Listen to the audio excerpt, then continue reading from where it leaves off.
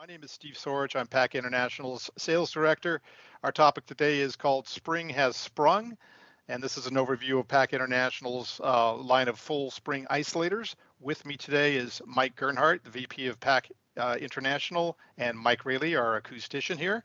And they're going to go ahead and talk about springs, an overview, applications where these get used most often, and then get into some of the deeper details about proper layout and installation of these products. And with that, I'm going to go ahead and let whichever Mike wants to go first, take it away. I think it'll mostly be me, and then All right. Mike's here just to guide me if I get astray somewhere or something. So we'll go ahead and get started. So first, I want to just start off and kind of just introduce all of the different springs that PAC offers, both in terms of their applications and different variations of attachment methods.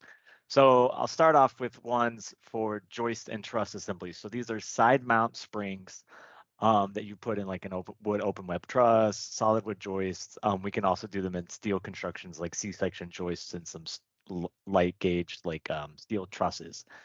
So we have 3 different versions of our side mount springs. You can see them here. And the big difference really is just how you attach the ceiling. So the one on the left has an eye-nut, so you can just drop a wire and do a wire hung like drywall grid, which a lot of contractors like because it's easy and quick to do and they're used to doing it.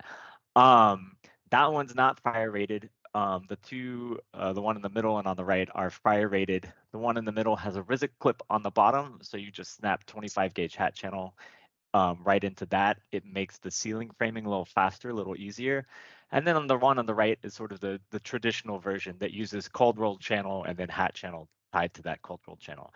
And both of those are fire rated and in a bunch of fire rated assemblies, which I'll cover in a little bit.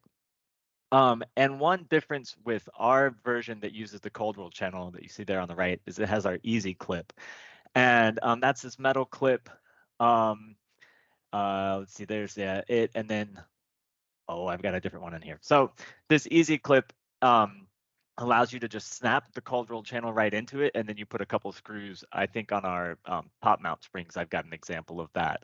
But it allows you to install the cold roll channel a lot faster. Kind of our original versions of this and some of the other springs out there have just a C clip, and you have to thread basically the cold roll channel through that clip between the side of the clip and the threaded rod. And so it makes it just more time consuming and fiddlier to install. So here's just an example of these in an open web truss. Since these are side mount, if you're mounting them to something like an open web truss or an I-joist, you typically have to apply blocking to provide a place to mount it. And that is required within the UL assemblies as well for side mount springs. So here's just a little illustration showing this so you can see kind of how all the pieces go together. This is showing the one, our SI1 Ultra, that has a rivet clip on the bottom, and you can just snap hat channel right into it. Next, we have our SIX. So this is a little different. This is sort of a low profile spring clip. It is fire rated. It's in a bunch of UL assemblies, and I'll show that later. So this would be mounted to the bottom of, open web truss, solid wood joist, I-joist, those kinds of things. Very similar installation and application to a rivet clip, but it has this sort of interesting spring isolator in it that provides more deflection for better low frequency performance. So here's that, and this shows it actually how it would be loaded. So sometimes we get some questions, like people see samples of these and they put the hat channel in it. There is contact between the bottom ferrule and the hat channel, the inside of the hat channel, but that's when it's unloaded. When you load it, the spring compresses and you get clearance there, so you don't have any short circuits or anything like that. And this shows what that looks like. And then we have our top mount springs that would go underneath concrete or a composite deck. And again, we have a bunch of different mounting options. So on the top, you can either use a wire nut to wire hang it for a bigger drop, or you can do a bolt and just bolt right to the bottom of your concrete slab or a composite deck. And then on the bottom ends to actually hang the ceiling, we've got our easy clip or an eye nut, and again, you tie a wire to it and drop a drywall grid or something like that. And these, you see, we have a rubber and spring isolator in series. The steel spring gives you your isolation, lower and mid frequencies, and the rubber isolator is there to sort of roll off the higher frequencies that can sometimes get transmitted down that steel spring coil. So here's an example. This shows one with a wire nut on top and bottom. You can use these where you have really big drops, and it's easy for the contractors to install, get the height just right.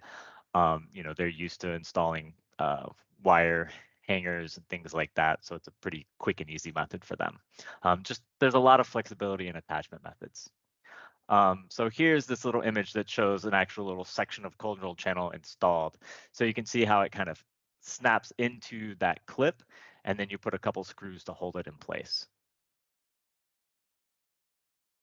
We have also a new spring. So the other full frame springs that I showed you use a 1/4-20 threaded rod. We've used those for many, many years. They work just fine. The 1/4-20 threaded rod is plenty strong to hold typical drywall ceilings and things like that. For mechanical equipment, I guess ASHRAE has specifications in terms of the diameter of the threaded rod that you have to use. And I believe it's 5/16, but 3/8 is really sort of the industry standard. So we have a new version or a new spring that uses a 3/8 threaded rod. It also happens to be a little bit more compact form factor. Similar attachment methods and everything like that. But we have this that, our main application is still for isolating drywall, gypsum board ceilings, but it could also be used for light mechanical equipment and things like that. All right, so that's the spring line, right? So we have side mount ones for joists, trusses. We have the SIX, which is sort of a low profile spring clip. And then we have the top mount ones for concrete and composite slabs. So now I'll go and give a case study, right? So springs are typically thought of as sort of the highest performance, the high performance option for sound isolation for both airborne and impact sound. And so you see them specified a lot in higher performance spaces. It might be recording studios, performance venues, but you also see them used a lot in condominiums, especially, more expensive, higher end, million and multi-million-dollar condos, where there are high expectations for the level of sound isolation. So here we have a case study of some condos in Arizona where they didn't originally meet those expectations for high levels of sound isolation. So here you can see this is a resilient channel ceiling. These are steel C-section joists. And yeah, the original construction used resilient channel. And lo and behold, when the condo owners moved in, they weren't quite happy with the level of sound isolation that was provided. So some consultants were brought in. MD Acoustics worked on this and provided recommendations. And they also did on-site testing. So here you have, on the top of this, you have the original measurements. This was with the resilient channel. So they had an impact sound rating of 54, that's the ISR, or an AIIC of 45. And the difference between those two is that the AIIC accounts for the amount of absorption in the space, whereas the ENS normalizes to a specific amount of absorption, whereas the ISR just takes whatever amount of absorption is in the space. And I guess this was probably an occupied and furnished condo at the time, so it probably had more absorption in it, which gives you a higher ISR. So I have down here the code minimums and then also these accept different grade performance grades. This is from the ICC G2 2010 guidelines for acoustics. So it's a supplementary document to the acoustics code, or the acoustics portion of the building code. So the code minimum is 45. Now the latest version of the code specifies NNIC for airborne noise and NISR for impact sound. Prior versions of the code didn't actually specify the metric. They just said 45 if it's in the field. And there are 3 different metrics for impact sound for field measurements. They're the ISR, NISR, and AIIC. And in this one, you'll see that they didn't actually report an NISR. And I believe that's probably because some of the room volumes or absorption requirements probably weren't met, so you're not supposed to report it. But we can compare the AIIC is probably the most applicable one here, and it just barely met code with the original design. So it was code compliant, but the code is a minimum, and you're not expecting a minimum level of sound isolation for a $1 million plus condo. So what MD Acoustics recommended was to use spring isolators. They recommended the PAC RISC SI1 Ultra. That's the one with the RISC clip on the bottom that you snap hat channel into.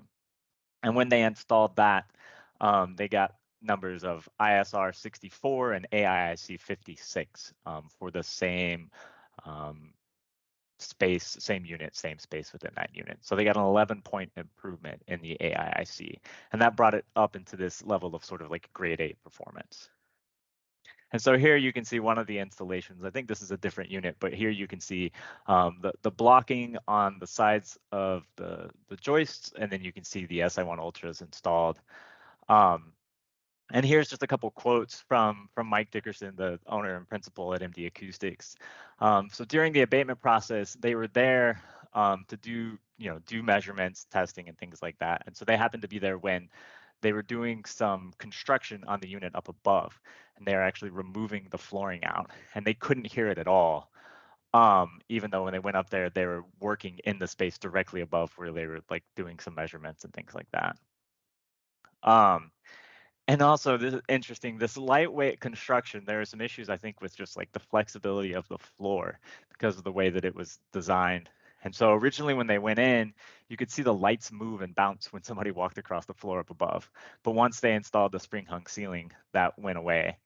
And he said it was just a huge and the night and day difference, and that the 10-point difference in like the ISR and AIIC didn't really tell the story of the level of improvement that you got. And maybe that's a situation where, some of the newer metrics like the HIIC and LIIC, or their sort of field analogs that look at high and low frequency impact isolation, maybe those would have given a better indication of the actual change in performance in terms of how it was perceived here.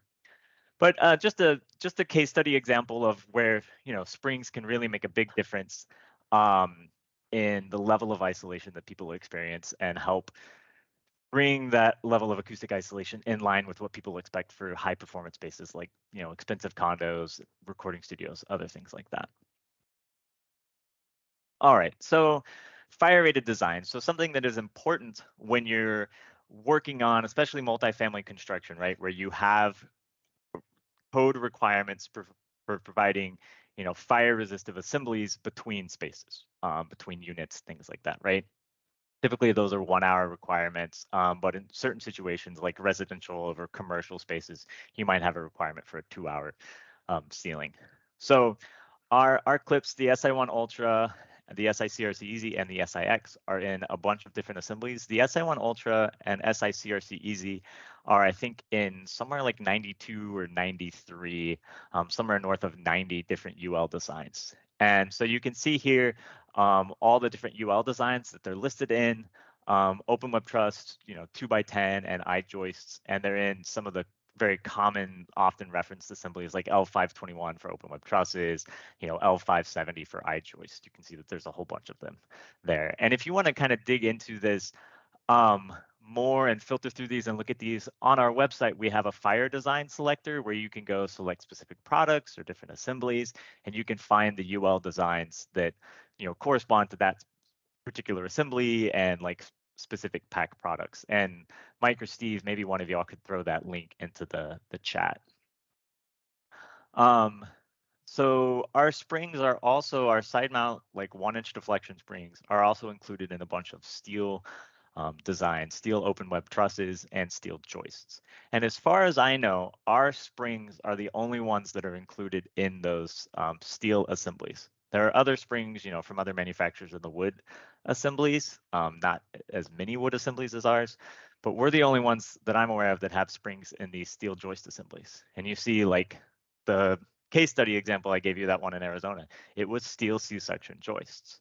So that does come into play. This was a big condo development. Obviously, it needed a 1-hour fire rating between 2 condos. So we were able to provide an isolator.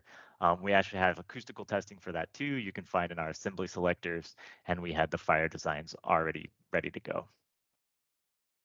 The SI-CRC Easy and the SI1 Ultra are very similar, and they're in pretty much all of the same UL assemblies. I think there are 1 or 2 assemblies that differ for whatever reason between them.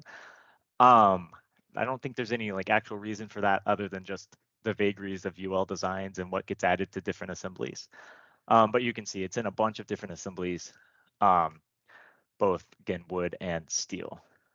The SIX is also in a number of different assemblies, not as many as the 1-inch deflection springs, just because the SIX is a newer product and hasn't been included in as many assemblies at this point. But it is in open web trusses, solid wood joists, I joists, and also steel C-section joists. All right, so that's kind of like the basics of the springs, our product offerings, fire ratings, and that kind of stuff. So the next thing I want to get into is sort of our design philosophy, the way that we approach springs. This is getting into the details of not just like the products themselves and sort of the basic acoustical performance, but really how we apply them and make sure that it actually works in the field and you get the results that you want. So one thing about springs is they're designed for 1-inch deflection. And all the acousticians on here will know that like there's assumptions that are made about the isolation efficiency. So how much sound and vibration the spring will isolate based off of that 1-inch deflection. And so based on 1-inch deflection, you have sort of a natural frequency, and a certain amount above that frequency, you start getting isolation, and the isolation improves as you go higher in frequency. So you want to maintain as close as you can that 1-inch deflection of the spring. Well, that means that in a ceiling, in the field of a ceiling, like say in a large room, you have a certain spacing for your springs. So say we're using cold roll channel and hat channel. The springs might typically be spaced at 4 foot on center in each direction. Well, so then each spring there at that 4 foot by 4 foot spacing is carrying 16 square feet of ceiling. But when you get to the perimeter, right, you can't have a spring 4 feet away from the wall. You can't cantilever out your ceiling supports that far, right, or your ceiling's going to sag. So you need to have a spring closer to the wall. So that spring is going to carry a smaller area of gypsum board, and in the corners it's even more constricted, right? So those springs are going to see different loads depending on where they are in the ceiling. So that's why we gather a bunch of information about the project, which we'll go into, and we figure out what springs need to go where, so we make sure that they're all carrying the right loads to hit their 1-inch of deflection, or as close as we can get it to that. Sometimes we'll have people call in and say, hey, I need 100 of your 40-pound springs. And our response is, no, you don't. We need some more information so that we can do it right and give you the right design and calculate the spring loads that you need.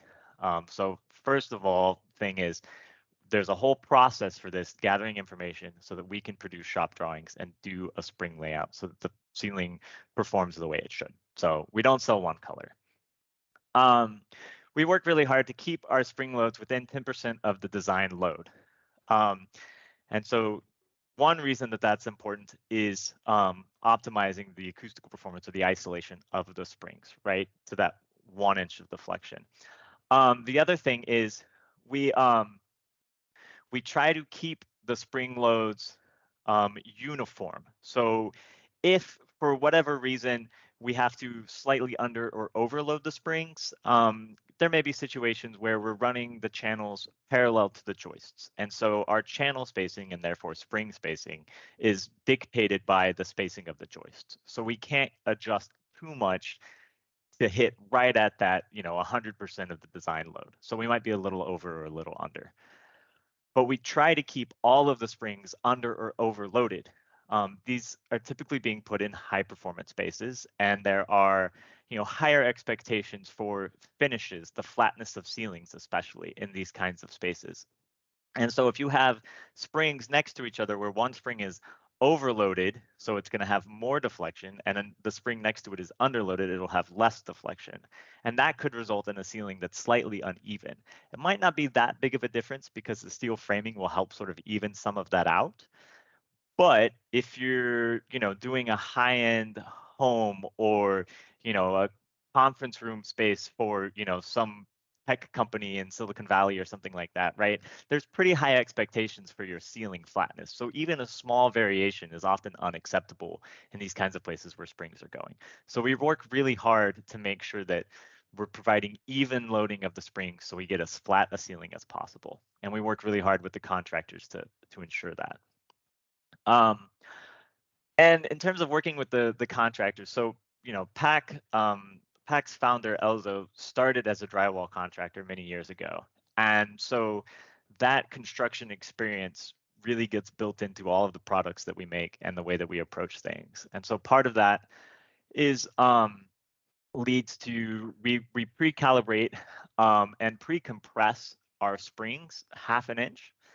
And that means that there's only an additional 1/2 inch of deflection when the springs are fully loaded. That makes it easier to figure out where your ceiling is going to land. It makes it easier to account for that drop of the ceiling. And it also means that there's sort of less movement in the spring when the contractors are installing the drywall and screwing it up. So we try and do that to help make it easier for the contractors. We do isolated perimeters. So in a typical like ACT ceiling design or like drywall grid design, you'll have, just you do a wire hangers sort of in the field. And then at the perimeter, the framing is tied to an L metal, just L-shaped piece of metal that's tied to the walls. Well, acoustically, that's a flanking path. It sort of short circuits the isolation of your ceiling.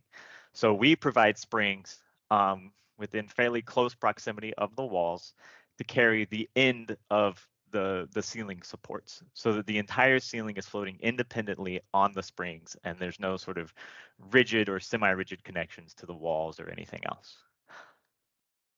And we do separate springs for concentrated loads like speakers. Sometimes you'll see people build in those concentrated loads into the springs.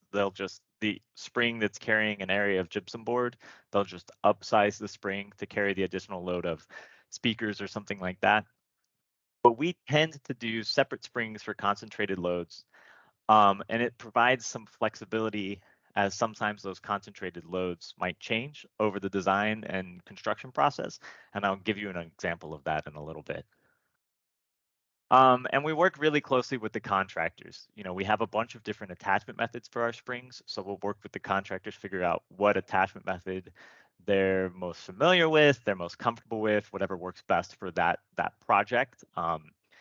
And there's regional variations and things like that too. So we try and work with the contractors to do that. We also do separate support for MEP, and this is something that often comes up on projects. And there's a number of different reasons for this. One is, again, sort of design flexibility. There's a design team and certain folks that are working on the reflected ceiling plans and the ceiling layers and all of that, and gathering all that information. And that's one process that's kind of going on, and the drywall contractors are working on that.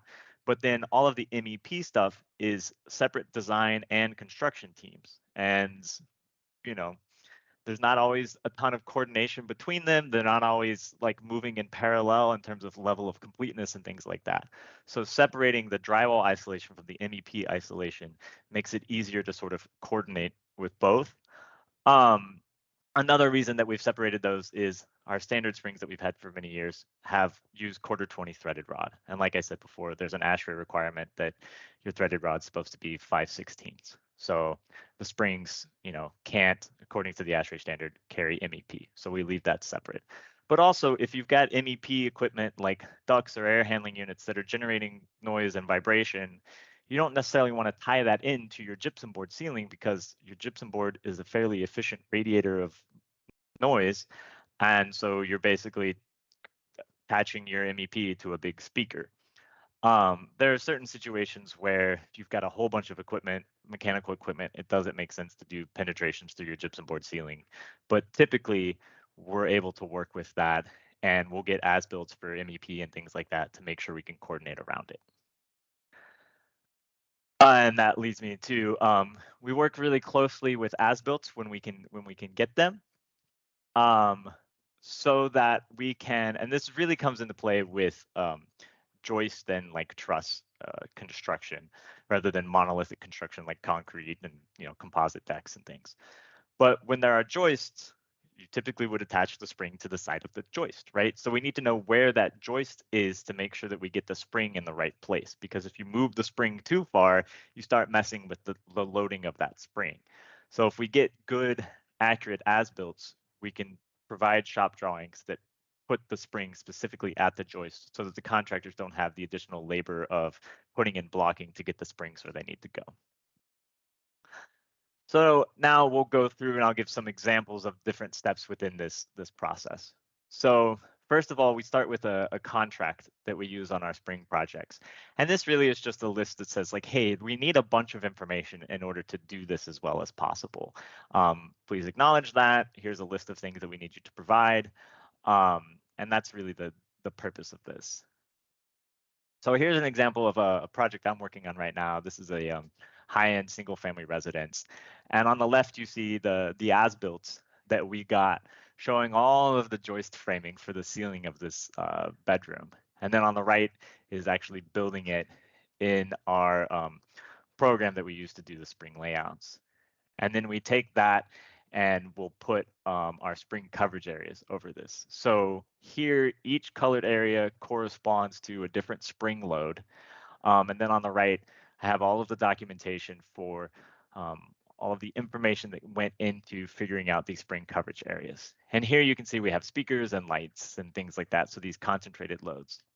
And so on this one, let's see, I've got a different, I'll show it later, but this is one of those where like the speaker weights changed. So originally the design was one model of speaker and I think it was like 10 pounds. So I had two 5-pound springs to hold the speakers.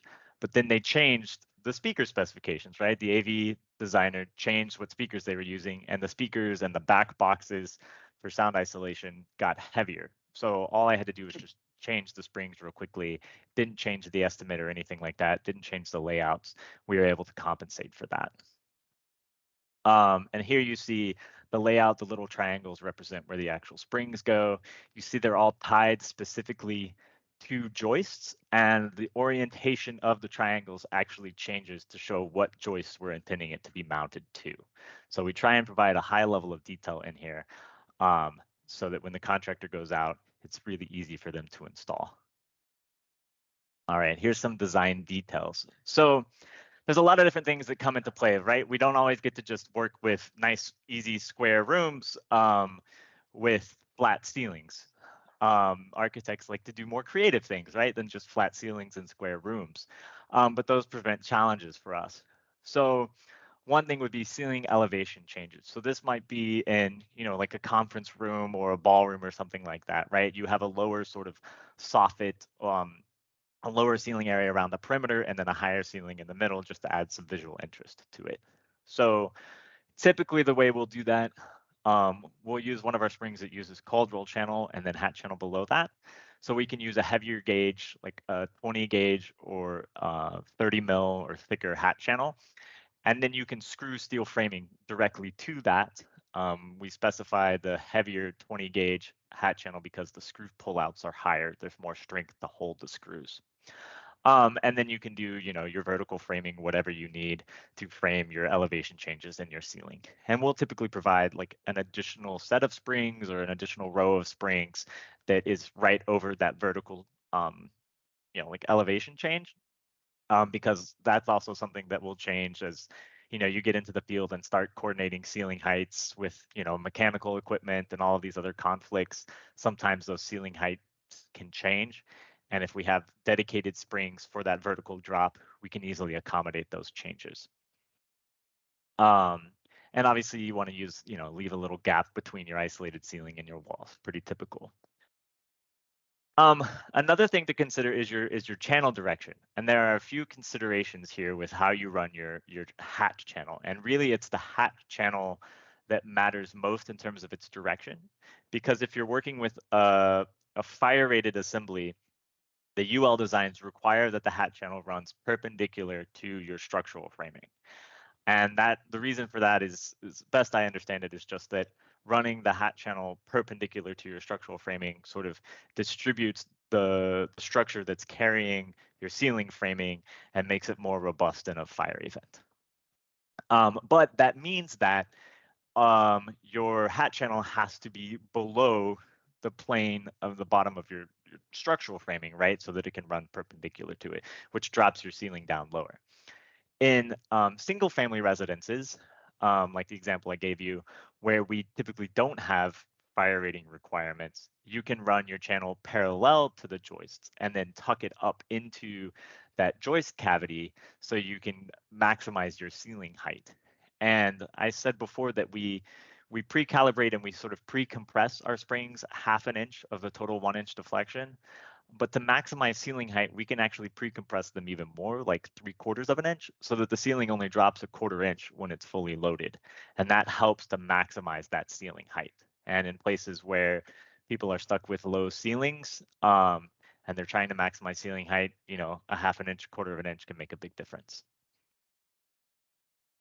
So this is kind of what this looks like, the difference of how you do these layouts. And you know, some of the complexities that we get into is, again, we don't just have a flat monolithic gypsum board ceiling. Usually we might have things like light boxes that we have to account for. And when you're running your channel in there, you can't run the channel through a light box. So you have to then sort of stop and start the channel, which means maybe additional springs to support the ends of the channel, and then also working, you know, doing strong backs and sort of boxing in around that. And if we have the information about lighting and things like that, we will build that into our shop drawings typically.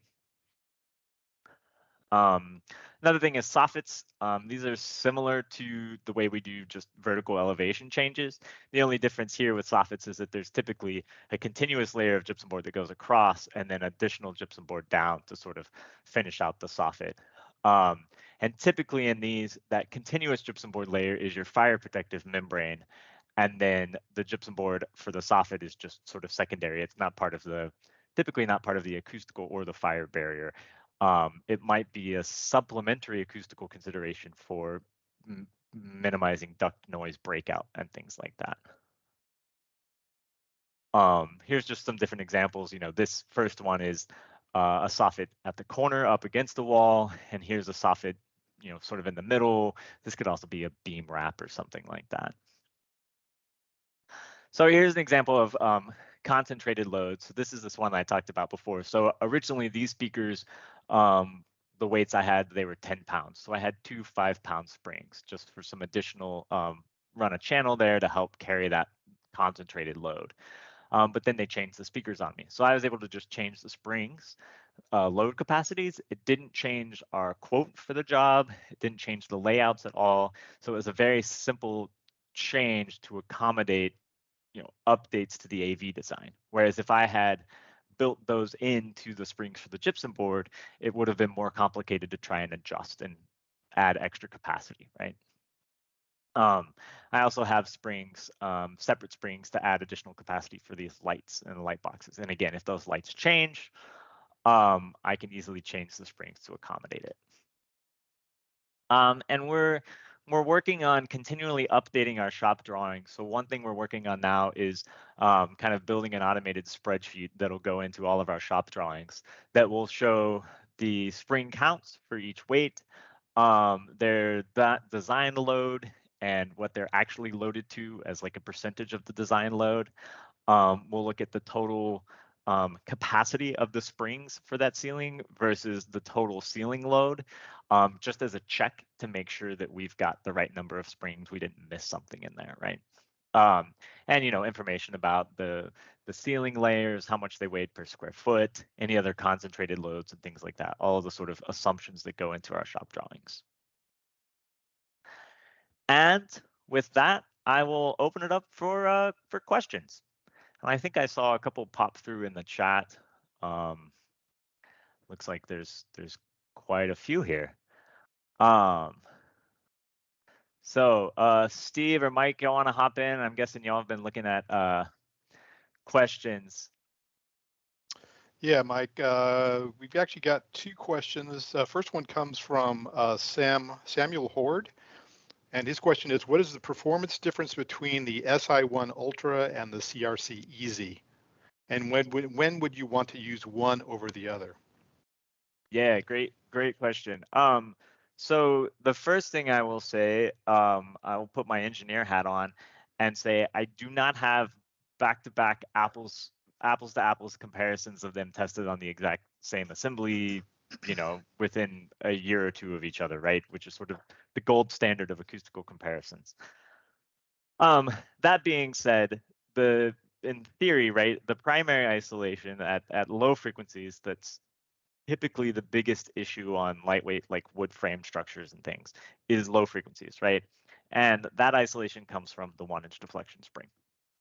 So in terms of that, there shouldn't really be any difference. The SICRC Easy does have some rubber sort of like washers or grommets built into it that are in series with the steel spring to again help roll off those high frequencies. The SI1 Ultra has more rubber in it because it has the Rizik clip at the bottom. So you might get more high frequency attenuation from the SI1 Ultra. Really, I think the big difference between them is not in the acoustical performance. The big difference is in how they go together. So the SI1 Ultra, you just snap 25 gauge hat channel into it. That means that it's quicker to do your sort of ceiling framing, but it also means that you can't span as far between springs because the gypsum board can only span like 24 inches between the hat channels. So you have to have the springs every 24 inches max to hold the hat channel. Along the hat channel, you can still do your springs up to like 4 foot on center. But it means more springs to hold more hat channels. That can work well in smaller spaces where you're just not really taking advantage of the 4 foot by 4 foot on center spacing that you can get with cold roll channel and hat channels. So it's kind of just space dependent. And a lot of times it's just the contractor's preference in terms of how they want to build it. Mike, do you have anything to add on that in terms of differences why you do one or the other?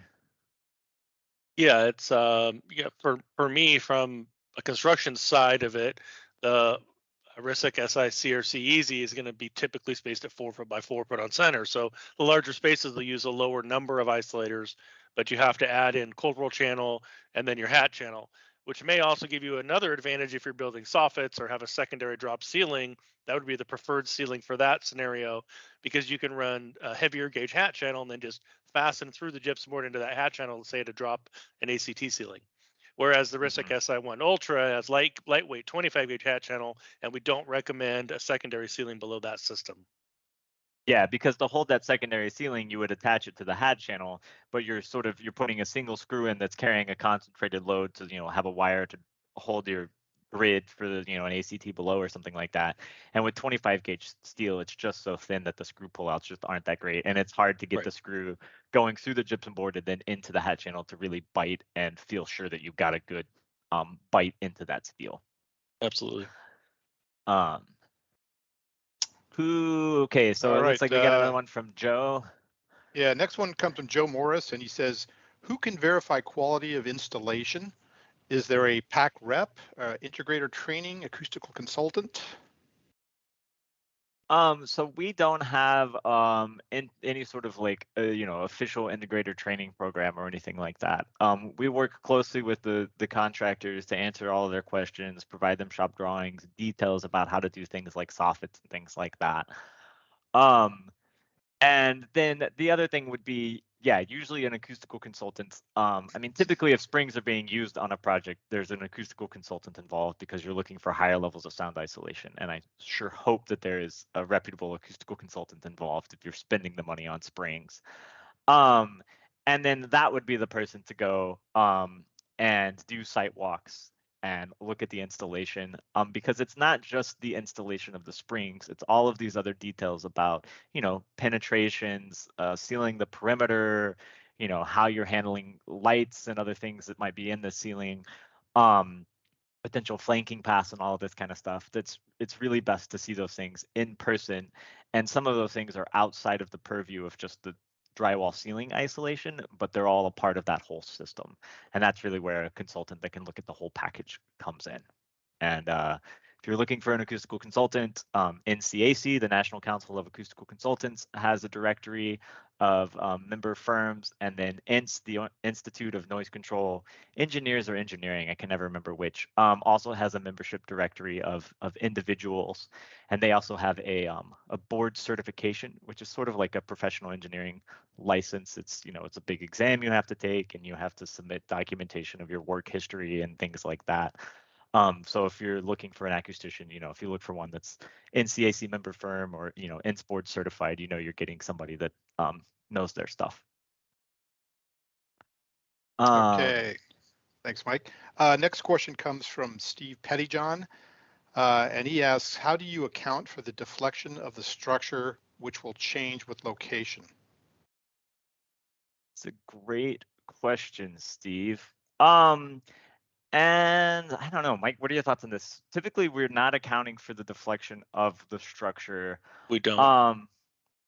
And typically, you know, your structure is designed for maybe like L over 360, right, for your design deflection. But the other thing is that that deflection is based off of sort of design parameters for live and dead loads. And typically the live loads are, the design live loads are higher than what you're actually going to see. So it would be really hard for us to figure out what the actual real world deflection would be for that structure. And even if you're designing to like L over 360, like you're designing a truss for a 20-foot span or something like that, and designing it to L over 360, you might have differential deflection within that, because you might have interior partitions that, even if they're not intentionally load bearing, still get tied to the bottom chord of that open web truss, and reduce its deflection, where right next to it you might have a truss that runs the full span and is going to have more deflection. So it's a difficult thing to account for, and in the real world I think you probably don't see that much deflection, so that the deflection of the springs is hopefully, for good isolation efficiency, the deflection of the springs is far more than the deflection of the structure. If your structure is deflecting an inch or half an inch or something, then there might be other things to consider. I think that might have been spurred by the deflection comments during the steel frame. And Steve, on that job, they underbuilt that system substantially, and they had to go in and sister joist to stiffen up that floor. So that was I don't know if it was a design issue or what happened there originally with the original construction, but they did have to stiffen it up just to make the floor stable for people living in it, more than the ceiling. And we were just a part of that experience. Yeah. Let's see. Mike, who was on that job, happened to ask a question too. It was like, what's the typical cutoff frequency for your springs? I think that's Mike Dickerson, senior. It is senior, yeah. Yeah, okay. The typical cutoff frequency of the springs, so they're 1 inch deflection. We really try and load them to 1 inch of deflection. So for a 1 inch deflection steel spring, the natural frequency is somewhere around like 3.5, 3.3 hertz, I think. You'll get amplification at that natural frequency. You start getting isolation at, what is it, square root of 2 times the natural frequency. So that's something like 4.5, 5 hertz. So you should, in theory, you know, the spring will isolate down below, you know, 20 hertz, the sort of threshold of hearing, right?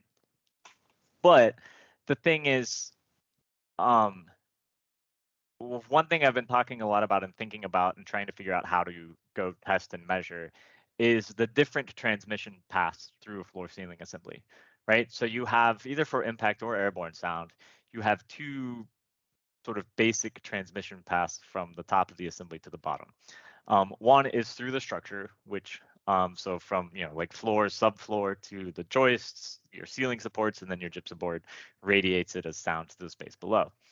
And it's that path that we're isolating with, you know, resilient channel, RISC clips or springs, you know, any of these isolators. But then the other path is the flooring subfloor radiating sound into the cavity between your joists or trusses that then radiates through the gypsum board ceiling. And the ceiling isolators don't really affect that path other than by sort of changing the stiffness of that gypsum board layer. So presumably my thinking is that at some point you'll hit sort of an upper limit of the isolation of that structural path so that it no longer is dominant or contributes to the amount of total sound energy coming through the assembly, and your cavity path is dominant. So, the springs will isolate that structural path down to, 20 hertz or whatever, but you still have that cavity path that may then become dominant depending on the rest of your assembly. So Joe says, I guess I'm asking for myself as a consultant how I would check the quality assurance for these. Yeah, I mean, I think that's something that we can, like you can send us pictures, and we'll often get pictures from consultants. They go and do a site walk and they'll say, hey, like this looks a little funky. Can you take a look at this? And then, we're typically, especially on spring jobs, in closer communication with the contractors. So then we can reach out to the contractors and talk to them about like, hey, this seemed a little funny. Like, here's how you need to change this or something like that. So that's one way. And I don't know, Mike, do you have anything else to add on that one? No, we do our best, Joe, from a remote position most of the time when we can. We use we use the contractors and the builders and the acoustical engineers and the architects to help us put it all together on the job site. Yeah. Joe asked to follow up, is there a white paper I could reference on this? So Joe, I just allowed mics for all the attendees. If you want to just unmute yourself and jump in too, and anybody else too that wants to just jump in and ask a question, like talk through, like what kind of a white paper, what kind of information are you looking for, Joe? So essentially, what I'm looking for is a reference that I can prove to say, hey, contractor, I need you to adjust these based on the performance installation specification that we've got, and based on this white paper. I just want to make sure, because I've seen in the past, mostly referencing resilient channels where they are short-circuited, and it's hard because I can't be at the site 100% of the time to make sure that all of the acoustical aspects of my assemblies, whether that be wall or floor ceiling assemblies, are installed correctly. So something like a white paper, just something that I can reference when I go and do a site analysis to say, listen, this is short-circuited. These spring isolators are short-circuited, or they're not installed correctly, and here's how we can correct them. Sure. So we have a submittal package online that has our full submittal specification, which is only 2 pages, fairly short. We've got dimensions and a full assembly instruction manual online that doesn't necessarily address specifically like ceiling to wall intersection details. We're in the process of continually building those types of details to help resolve these types of questions. So it's on our list. It's been on our list for a while. It's something that we need to accomplish for to help the quality of our systems. So we're on our way that way to have a full package put together for you to reference with those specific details. For now, we typically address the mounting of the product and how the gypsum board attaches to that, fasteners, minimums, maximums, all those fun things. So that's going to be your first reference material. Is that? Yeah. Thank you. That's good information. Yeah. Those are all available on the website on the product pages, the full submittal packages. Yeah, and on specific projects, right, where we have things like, ceiling elevation changes or soffits or any of those kinds of things, we will often provide design details, right, that shows how to do that soffit and things like that for that particular project. So those would be included in our package of shop drawings. And for most projects where we get an inquiry about a project and how to do something, especially for spring projects, like I don't know if you could see it on that contract, but one of the questions that we have on our contract for the spring jobs is there an acoustical consultant on this project? And if so, who is it? Because typically we know that you're more likely to have an acoustical consultant on a spring project. And we want to know who that consultant is so that we, and I specifically, can coordinate with them and make sure that they're in the loop in terms of like what we're talking to the contractor about, like what kind of isolators, what kind of attachment they want to use, how they want to do details like soffits and things like that. And so we try to make sure that we include the acoustician in that conversation and so that they can see things like those design details for soffits and stuff, so that you're aware of it and make sure that you get to have a say in how it's done, because there may be other aspects of the project that maybe we don't have because we often don't get full drawing sets and things. So other things you want to make us aware of, but also so you see our design intent, so that if you go do a site walk or something like that, or at least get site images from the contractor or an architect, you can look for those things and make sure that they're doing it according to our design. Yeah, I guess to follow up a little bit, Joe, I finished a project here. Gosh, I think we started it back at ASA in October last year. I just got back heard back from the contractor, and I think the total documentation was 46 or 47 pages of detailed drawings that we supplied to the contractor through the acoustical engineer to make any corrections, and everything obviously went through.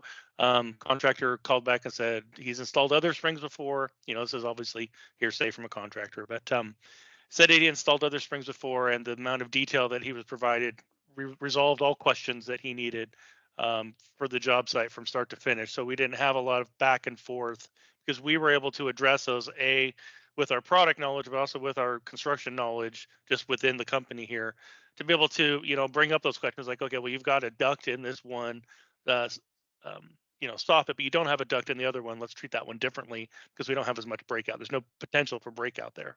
So we were able to address those in the construction documents, and that's through that single form where we ask for everything. We might get a set of drawings that are 400 or 500 pages deep for a 12-unit condo. And Mike, you also coordinated with the acoustician directly on that project, and we're sending sort of like draft design details back and forth for those soffits and things to say like, hey, here's how we want to do this. And then they had some considerations from their project experience and things, and just the way that they like to do things, because there's often not one right answer for how you build these things. And so there was coordination there to make sure that it met all of the acoustician's design intents as well. We have another question here from Jack Kress, and I'll read it off. In applications with engineered hardwood floors, ceramic or LVT, does decoupling the ceilings with spring isolators negate the necessity to install acoustic underlayment under the flooring? Great question. So the simple answer is no, not entirely. So spring isolators, or any sort of higher performance ceiling isolator, may reduce the thickness of underlayment that you need, or the amount of mitigation that you need on the top side. But there are still a couple things to consider. So for one, flooring underlayments don't tend to affect airborne sound isolation. So we'll sort of ignore that, set that aside for this conversation. So we're talking about impact sound. And for impact sound, it's good to reduce the amount of impact energy that's just getting into the assembly, to reduce it at the source. That can often be very effective. Underlayments work very well for sort of mid and especially high frequency impact sound. It tends to not do much for low frequencies. Springs do work well for low frequencies. So it's sort of a combination of the two. Our springs have rubber in series, so that also helps isolate the high frequencies. But the other thing to consider with underlayments, and the main reason why I would say even having springs for your ceiling doesn't eliminate the need for an underlayment, is that the springs address the transmission path directly down, which is the primary transmission path. It's the shortest one. It's where you're going to get the most noise. But you also have other transmission paths, like horizontally to the unit next door, or sort of horizontally and then down the wall to the unit below as a flanking path, or the unit diagonally.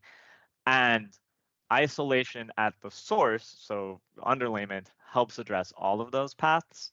You know, the underlayment alone is typically not enough, especially in lightweight like wood frame structures or steel structures, to isolate that direct path and get it where you need it, either for code or higher requirements, right? So you need springs, clips, whatever for your ceiling. But the underlayment is helpful for those other potential flanking paths. Hopefully that makes sense. I'm going to ask one more question. This is Steve Pettyjohn. Hey, Steve. Talking about the floor deflections, ASHRAE says that if the structure moves more than 1/4 of an inch, move it, which means that, well, the real difficulty is that when the structure moves any compared to your spring, then you have a 2-degree of freedom system instead of a single degree. You got 2 frequencies to worry about, and not all of the deflection will then be in your spring. It'll be in the floor, and you may not get what you think you're going to get. Yeah. And I don't really have a great answer to that, right? Because there's a lot of variability, right, in what that floor deflection is going to be. We typically, you know, don't get to control that either as the manufacturer of the isolators or as acousticians, right? I mean, we can make recommendations that you should have a stiffer floor, and there might be certain areas where we can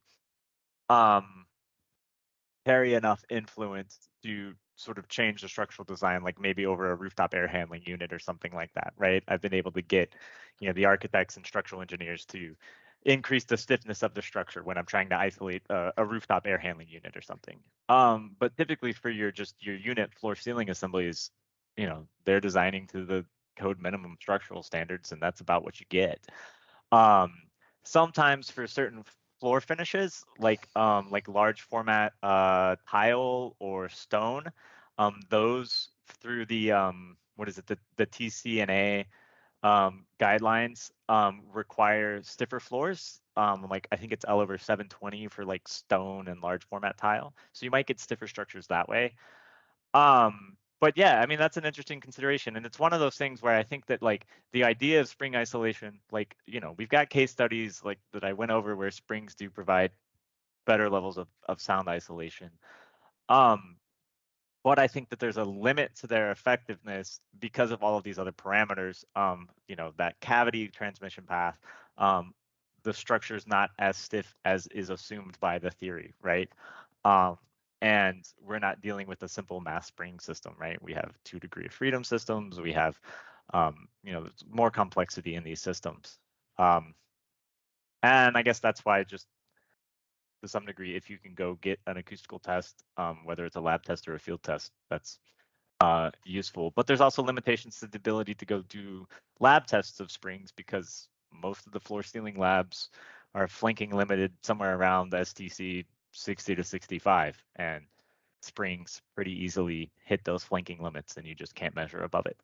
Yeah, and it's hard to replicate a deflected floor in a test lab, because in acoustical test lab, because the openings aren't large enough to allow for that amount of deflection, unfortunately. Yeah, I think what Riverbank probably has the biggest span, and it's 14 feet. 14, yeah. So I mean, you're gonna have to put a pretty small joist in there to get it to deflect, you know, anything more than the code minimum. Yeah. Yeah, I agree. The hard part would be testing it, because it probably only occur on the second story of a large house where you had 20-foot spans in a master bedroom or something. Yep. Yeah, and as a manufacturer, we like to acoustically test fire-rated systems, which means you can't test anything smaller than 9.5-inch eye joist, because that's, you know, the minimum for an eye joist. And you go to a 2x10 maybe, but you're not going to get the deflection on only a 14-foot span. Yeah. Yep. Great question, though. Yeah, great question. We've tried to curb that a few times, but the test labs have proved us wrong every time. We've gone in with stiffer assemblies and just haven't been able to get the differences that we're looking for. Yes. Yeah. Thank you. Yeah. Thanks, Steve. Thanks, Steve. No Yeah. other Any questions at the point in the chat? Go ahead, Mike. Yeah, I was just gonna say any Yeah. other questions or comments or anything else like that.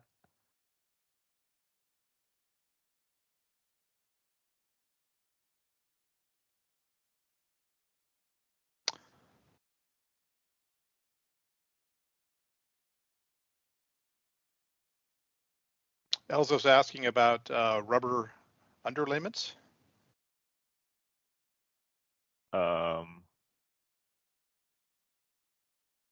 Yeah, this wasn't designed to be a full PAC product offering assembly. We still have to put together a presentation on the new PAC underlayment systems that we're going to be offering here. Whoops. So Comes next. We'll grab this link again. Maybe I can copy it. So I'll just put this link in again. Registration for the webinar for INCE. This is coming up on Thursday, 12 p.m. Eastern. The registration link is in the chat there. You can also go to the INCE. Just go to the main INCE website. You can just Google INCE noise controller, whatever, and you can find it there. But we're going to talk about sound isolation and fire-rated designs and the intersection between the two and how they're often sort of at odds with each other. What's good for acoustics sometimes isn't good for fire and vice versa. So should be a good presentation. Check that out. It's part of a regular webinar series that INCE is doing. They've done 2 already. One sort of on basic sound isolation, another one on like room acoustics, sound absorption in spaces. And I think they've got some other ones coming up as well. So great thing to check out. And I think that there are recordings of the prior ones that are posted online on the INCE website too. You can go check those out. And I've dropped the registration link for our website back in the chat there, just in case you missed it from earlier. So if anybody would like to sign up for a login, that'll get you access to all of the resources on our website. Yeah, and that includes acoustical tests. It's a database where you can go through and filter different assemblies by, construction type, floor finish, UL designs, all of those kinds of things, and you can find the acoustical tests that we've done. And for acousticians, you have access to full test reports within that, and there's also an Excel button where you can export your filtered table and get an Excel document with all the third octave band, like transmission loss and impact sound pressure level data as well.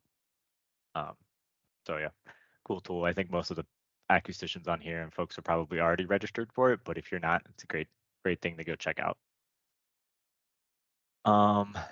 And with that, unless there's any other questions, we're happy to hang out longer if there's any more questions or anything somebody wants to talk over. But otherwise, we appreciate everybody showing up, taking time out of your day. We know everybody's busy these days, so really appreciate you taking the time to show up. Appreciate all the questions, and yeah, check out our springs. We've got a bunch of different offerings, a lot of fire rated ones, and I guess one thing I didn't mention is that we have all of these in stock on the other side of the wall of my office, so they're in stock and pretty much ready to go. So our lead times for springs tend to be pretty short, because we know in the construction world, usually when people need something, they need it yesterday. And we do our best to, we can't get you something yesterday, but we'll try and get it as soon as possible. All right, well, thanks everybody for attending, and have a great day.